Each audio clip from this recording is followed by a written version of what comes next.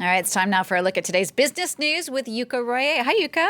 Hi, Jenny. Now, the COVID-19 pandemic severely impacted the global auto industry last year. We've talked about it a lot in business, and many parts of the world are still in lockdown, and it still continues to face some tough times ahead. Well, global factory shutdowns in the first half of 2020 dealt a heavy blow to car makers. Even though the auto industry has recovered some of the losses, it is now confronted with a global semiconductor chip shortage, which happened as a result of the earlier supply disruptions.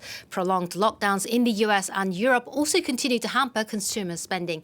And now, to discuss the challenges facing the sector, we can now speak with Thierry Bolloré, a chief executive at Jaguar Land Rover.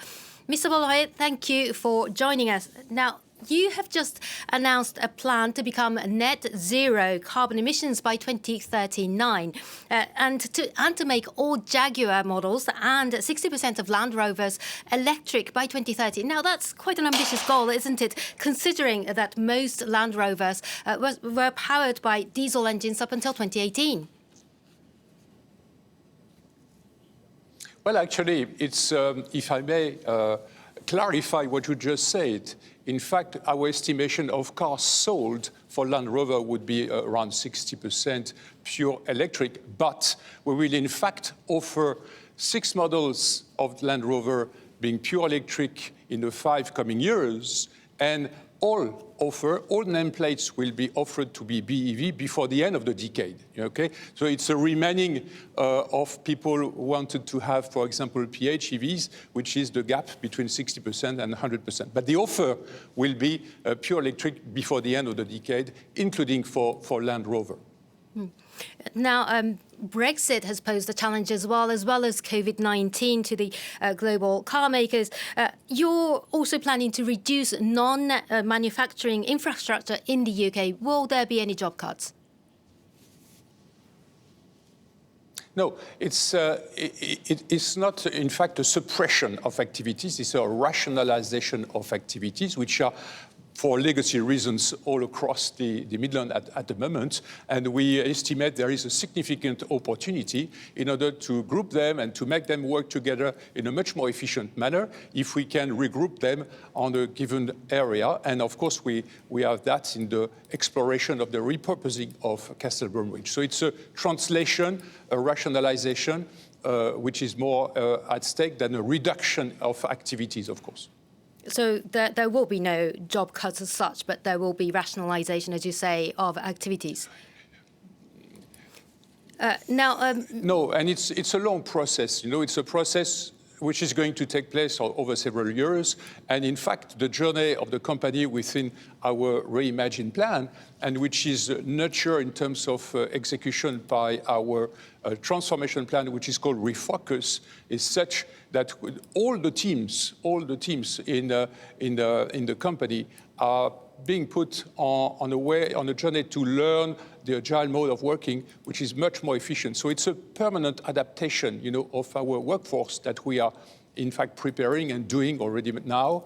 And that is much more about skills, about upskilling, reskilling, that we will need to make sure the company is really on the new value chain of our industry, which is changing so fast in the direction of clean mobility.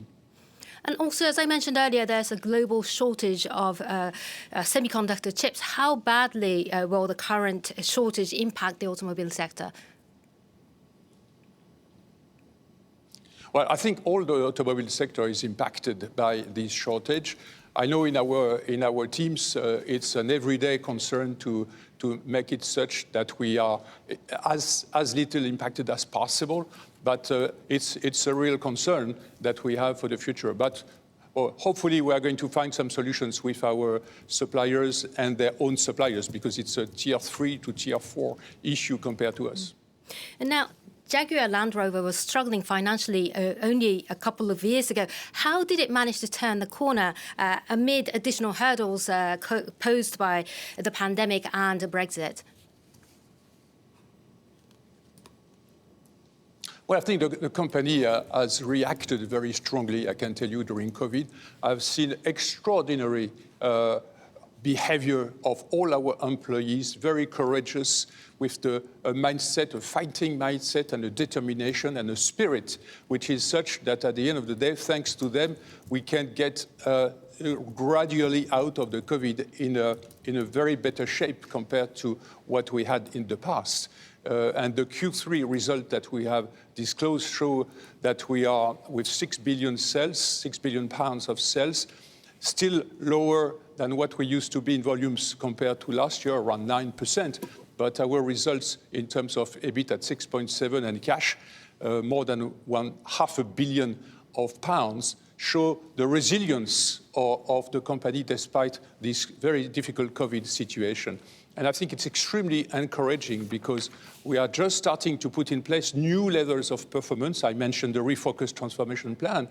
And with this ambition, Reimagine plan for the future to prepare the next offers in an absolute sustainable manner, I think the future can be very bright despite this difficult situation. Well, we got some muscles, let's put it that way. Okay, Thierry Bolloré, thank you very much again for joining us. Thank you, Yuka, and thanks again to Thierry Bolloré. Another big business story today. There's a major Australian media group that's struck a deal with Google to pay for news. That's right. Seven West Media has become the largest news media company in the country to clinch a licensing deal as the Australian government pushes ahead with a plan for new laws that will force digital giants to pay for articles it shares. Yinka Oyatade reports. Deal that could see Seven West Media raking in €19 million a year. Its agreement with Google comes as the Australian government is set to start debating a landmark bill that would force digital giants to pay for news. Authorities argue the legislation would help sustain the journalism industry. Pleased with the deal, the chairman of Seven West Media said, "The negotiations with Google recognise the value of quality and original journalism throughout the country and in particular in regional areas." The law is designed to make up for advertising revenue that Australian media organisations have lost to Facebook and Google. While several newsrooms suffered cuts in 2020, the digital giant's profits grew unabated.